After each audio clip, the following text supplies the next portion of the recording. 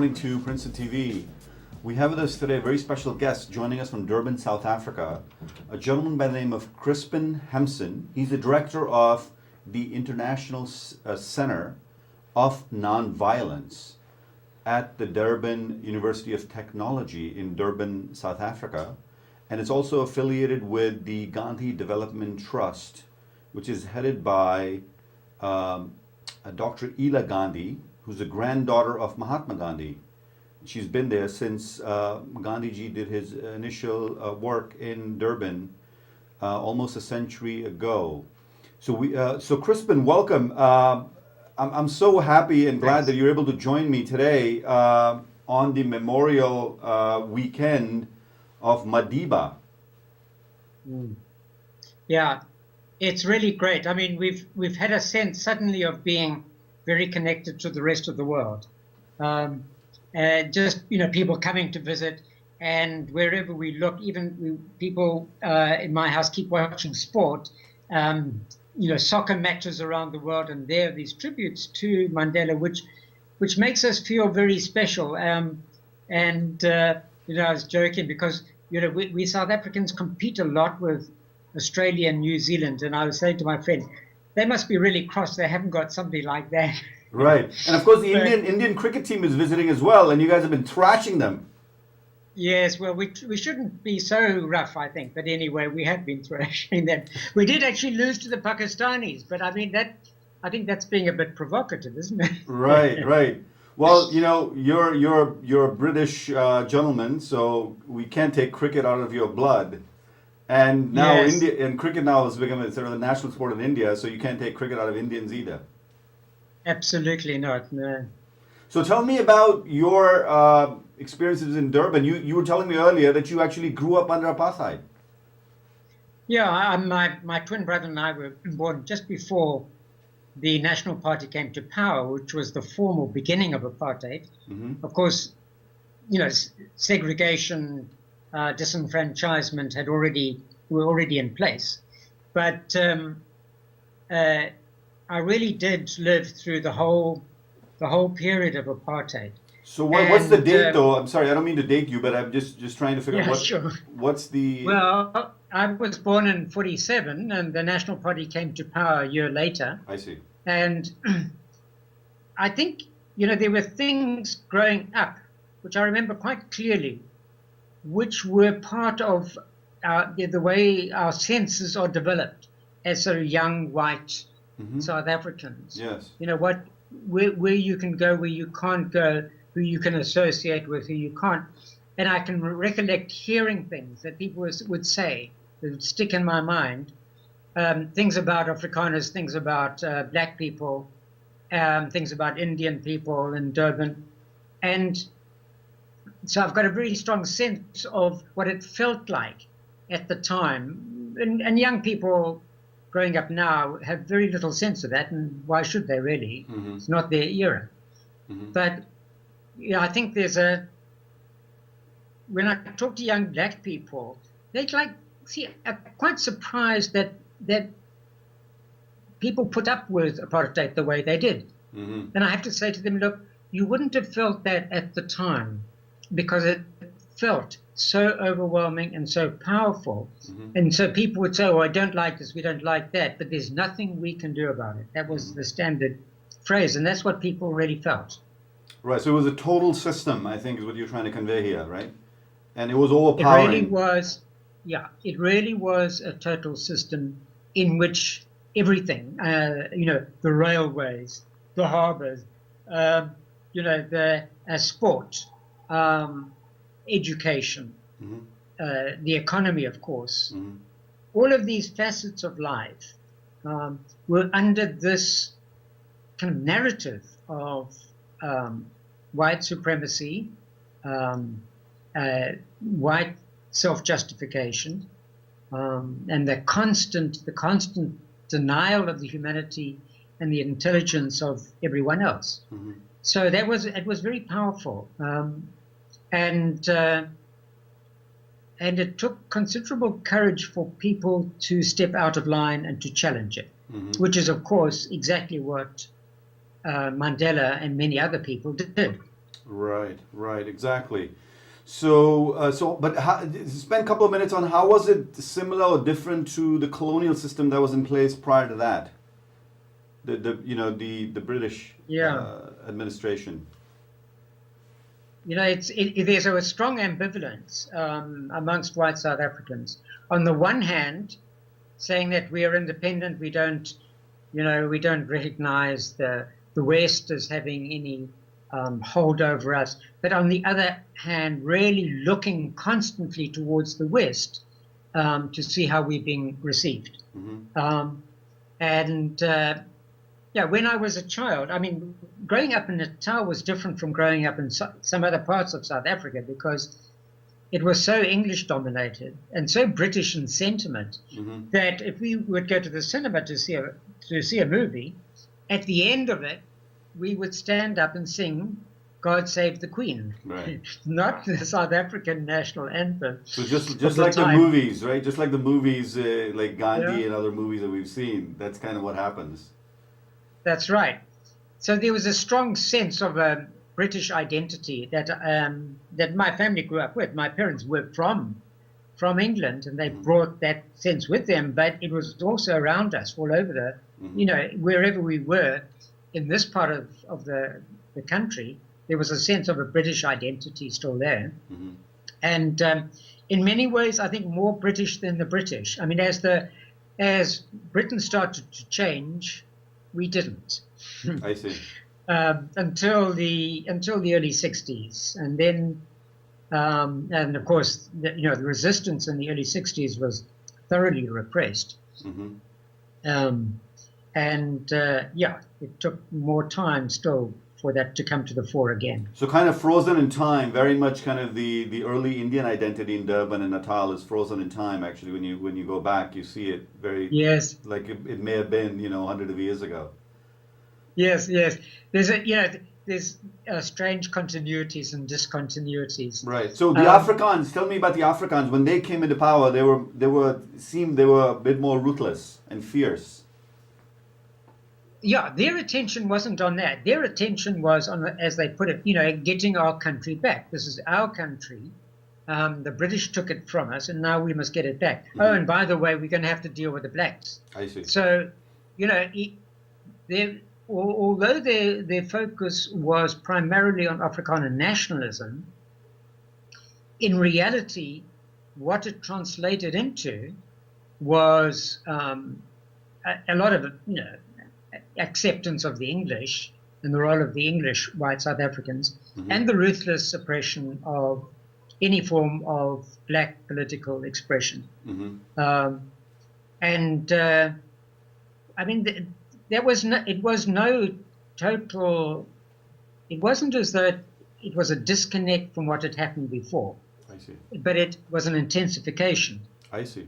Of what had happened before. Mm-hmm. And Durban, for all of its not being Afrikaans, had some of the most retrogressive local bylaws and so on. Mm-hmm. For example, when I was very young, there was a campaign to get Indian South Africans out of the area where I now live. Mm-hmm. And the term used was Indian penetration of the Berea.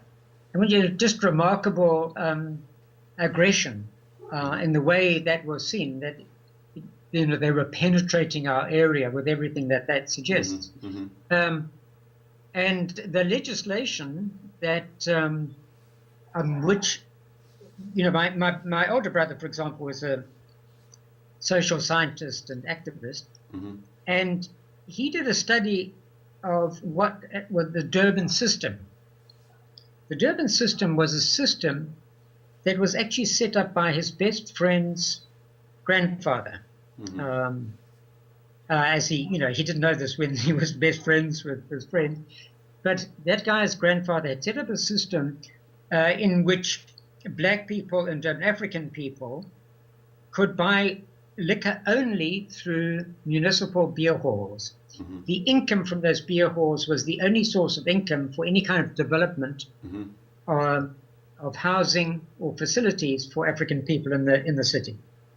So no public money was to be spent on their facilities. All of the money had to come out of the income from the beer halls. And so there's a particular history which goes back to the colonial era, in fact. So the townships, I mean, when you visit the townships, as I did just a couple of years ago, or a year ago really, you could still tell, a remarkable sort of gap. You can see the gap between the various cantonments and townships.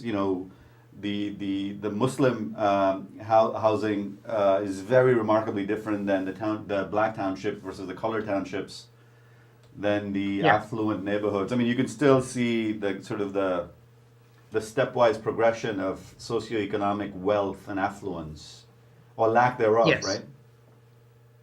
Yeah. And so, I mean, race is still a huge determinant of your location, which is not to say that we haven't, in the last 20 years, seen a huge transition of within the middle class. I mean, the middle class has changed hugely. Right. The working class and the poor have not changed hugely. It's just overwhelmingly African, and in some parts of the country, colored. But there are major changes in the middle class, and also in terms of really wealthy people. But for the majority of people, economic change has been limited. I see. And So talk about your relationship with Stephen Biko. You said you knew Stephen Biko, one of the early anti-apartheid activists who founded the Black Consciousness movement, to obviously overlap with Madiba. Yes, and he was from, of course, a different generation. He was a student at medical school. The University of Natal was the only university after 1959 that was allowed to have a section for black students. So, and the reason was it was the medical faculty. So the medical faculty of the University of Natal only taught colored, Indian, African students, no white students, whereas the rest of the university was legally totally white, except for a few people who had been there before the universities were segregated.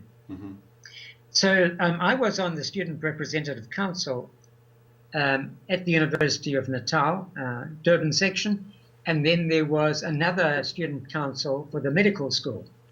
And we worked quite closely together.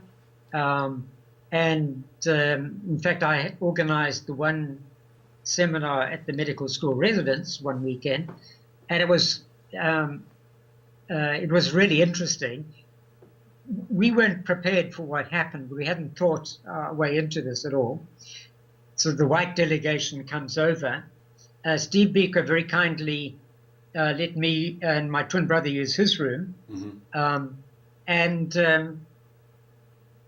then he led a walkout of the black delegates on the second day of the seminar. And that created quite a lot of confusion because we were not thinking in those terms. We were not thinking in a very reflective way about our position as white South Africans. So we were just working together, not questioning very much around social relationships when it came to us, as long as we were on the right side in our minds.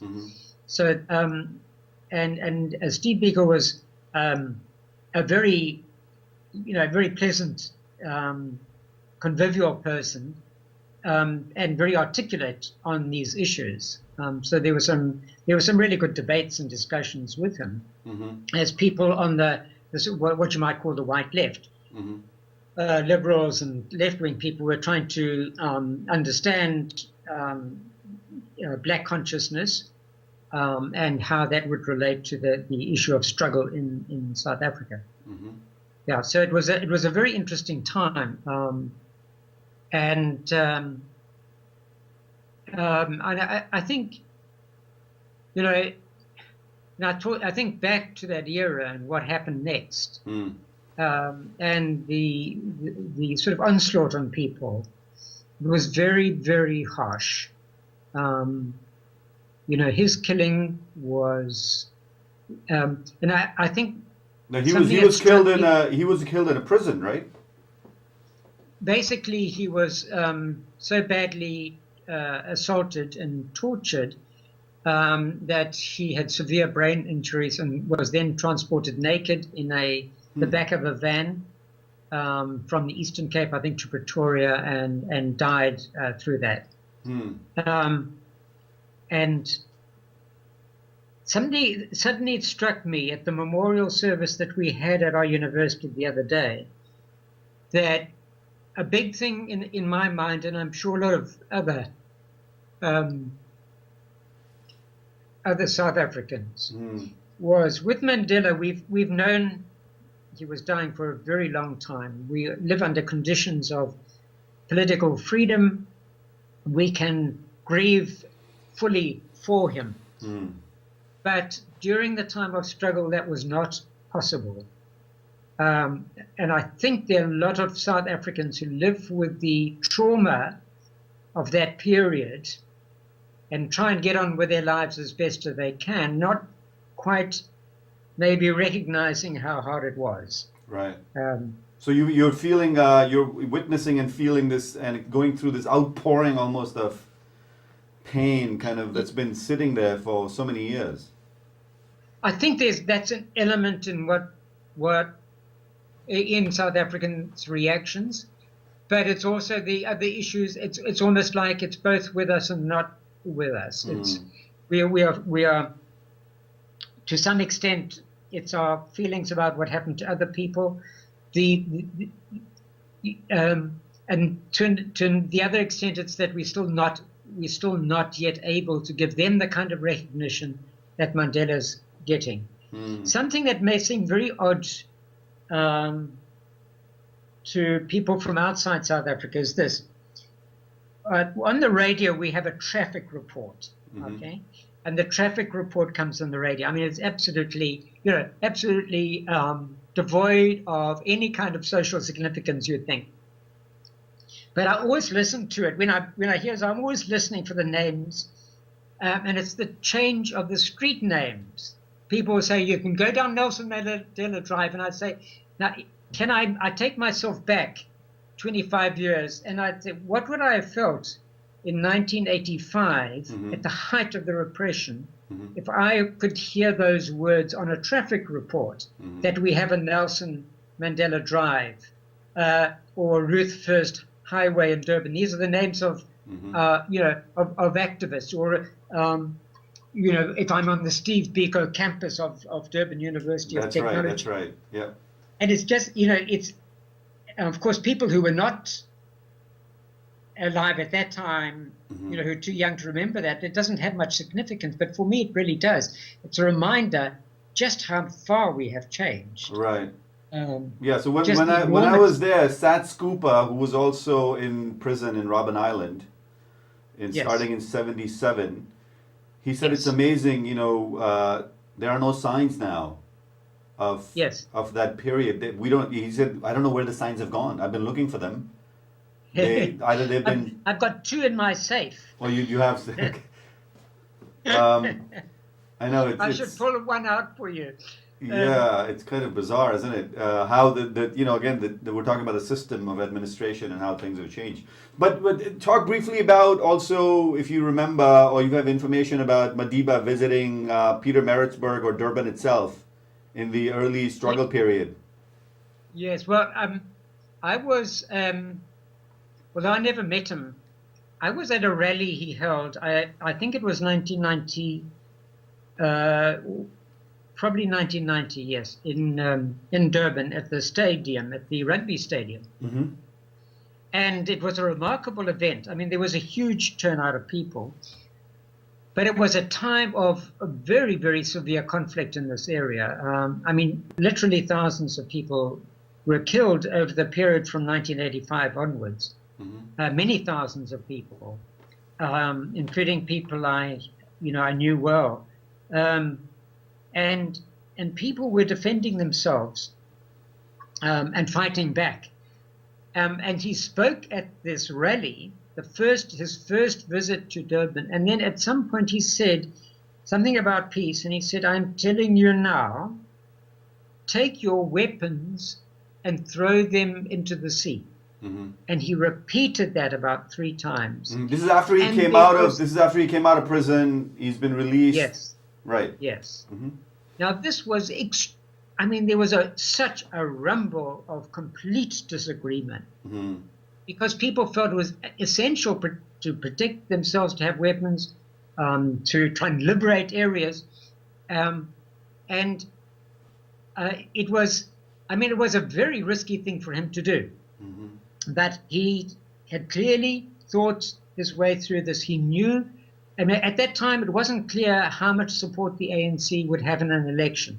Mm-hmm. People in the ANC were not certain that they'd win, a free national vote. At that time it was still very unclear. And so he was risking his own base by saying that. It was a remarkable moment. And it said something about his, he had a very, very clear, strong vision Mm-hmm. for what South Africa needed to be like. Mm-hmm. And of course, from the moment that he came into power Mm-hmm. as president, there were some remarkable transformations. I mean, I was actually listening to an economist talking about just an ordinary economist saying, the day that Mandela came in as president, the economic indicators started changing. Right.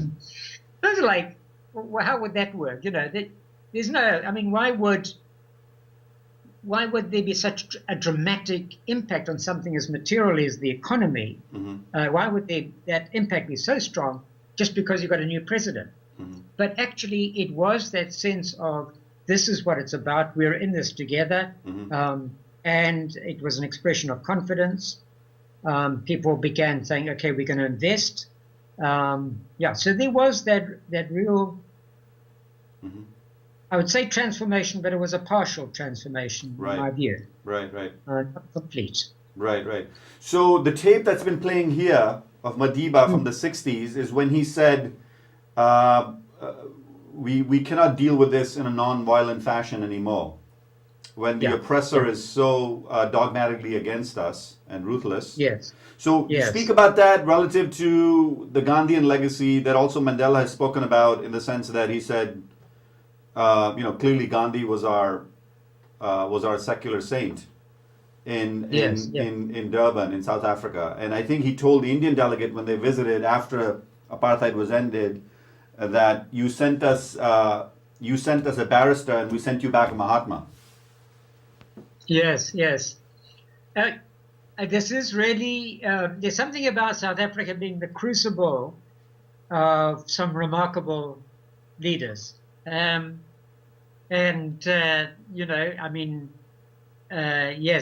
The barrister who becomes Mahatma, and the other people, I think of Desmond Tutu as remarkable, Right. just a remarkable person. And Lutuli, Yeah. Lutuli's work as well in Africa, in South Africa. Yes, and I actually attended his funeral in 1967, I think it was, Mm-hmm. as a young student, and that was a really interesting event where suddenly there was a detachment of a kind of almost a kind of paramilitary ANC detachment suddenly arrived. Remarkable, because of course it was totally illegal.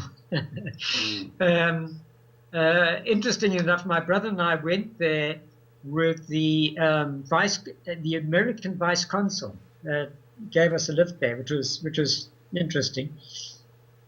But so there were these conditions under which people. I mean, Steve Biko himself also, such a leader, and the only thing I would question about this in a way is why we're talking only about men in this, and not women. But there have in fact been some remarkable women who didn't get the same degree of attention. I see. But yeah, even now we do see some of those women emerging as powerful figures in the society. Mm-hmm. Um, Well, but Winnie to go Mandela, back, I guess she has her own yeah, biography and film and yeah, as well, and she I mean in this new film that's just been released, uh, she has a very strong role as kind of yes, the partner in yeah, in the revolution. yeah. I think though it's like it has been very hard for women to articulate the kind of to take on the leadership role in this particular context until relatively recently. You know, to take on a full leadership role. I was a bit disappointed. The ANC Women's League said the time is not yet right for a woman to be president, and I cannot think why in principle. Mm. Um, but yeah, we still have a lot of patriarchy in the society, I think. Yeah, Um, so in 20 years, you say, I yeah, mean, when I spoke with you last time, you said, of course, some things have changed, but a lot of work still needs to be done. I think we were talking about the mining strikes at the time and how the government had kind of unleashed its power on the protesters. yes. I mean that. Yeah. So when I say partial transformation, um, I do think that since the end, I mean, I'm not uncritical of Mandela in terms of his presidency, but really he was fantastic. You take him overall, he was fantastic. Mm-hmm. His ability to give that kind of vision and hope and really to communicate it thoroughly to people. And in my view, frankly, after that, we did lose it. Mm-hmm. And I don't know if you saw the kind of reaction of the crowd at the memorial service, but I was really surprised how the degree of hostility to President Zuma, Mm. perhaps it should not have been expressed at that point. But there is a sense of having lost our way. And I was talking with a friend about Mandela, and we were talking about the fact that, I mean, he was absolutely fantastic at winning over white people Mm. in a way which was just, I was just listening on the way here to a former security policeman. I mean, our enemy, these were our enemy, the security, the special branch Mm-hmm. of the police, South African police, they were our enemy, no doubt about it. We knew these people, we hated them. Mm. So this guy's talking about what it was like working as a policeman, and then he was attached to security, the president's security. So he ended up finally working with Mandela. Mm. And he said, you know, this he had accounted an incident. He says, you won't have heard about this incident. There were no pressmen there at all. Mandela had just become president. It was immediately after. I mean, he was about to join all of the heads of state, and he gets out of the car, walks away from the security people around him, and there's a colonel, an Afrikaner colonel from the police, standing on the side there, and he walks up to this man, and he says to him, "I just want to tell you that you are now our police. Right. We are with you. We are one in this." Mm. And this white Afrikaner begins crying. Right. This policeman begins crying, says the tears rolling down his cheeks. Mm. It just says so much about what had happened to Afrikaans people. You know, these are people who had been fighting, people like him, probably fighting viciously to keep that regime in power. Yeah, on And that note, President Obama said we probably won't see a giant of history such as this one for probably a very, yeah, very I mean, that is incredible. ever. I mean, that we had the rugby captain of the time, another Afrikaner, he says, you know, all I knew about Mandela was that he was a terrorist. I mean, you know, and he talks about this big rugby match. And when the moment that Nelson Mandela walked into the dressing room, and so the rugby captain turns and sees him and starts crying Mm. because he's wearing the Springbok rugby jersey Right. with the number on it of the captain, Francois Pienaar. So when he was interviewed, he starts crying again about it. It was that ability to connect so well with people, and that, I mean, I think there's a huge sense of gratitude here that he took us through what would otherwise have been a really horrendously difficult transition period. That it was achieved without significant bloodshed. I mean, there was, of course, bloodshed, but that it was much less than what had just happened before. And that he was able to keep that sense of, well, we actually are moving together on this, and to have that throughout the society. So, I mean, there's no doubt, the emotions of South Africans are remarkably united on this issue of Mandela, and a sense of gratitude to him for what he did. Fantastic. We're out of time. Chrispin, Yeah. we're out of time. I'm sorry. Sure. Lovely to have you on. Would love to have you on again. Hopefully you'll come back. I'd love to. Thank you. Thank you so All the much. Join us Sure. again. Another edition of Princeton TV. Thank you.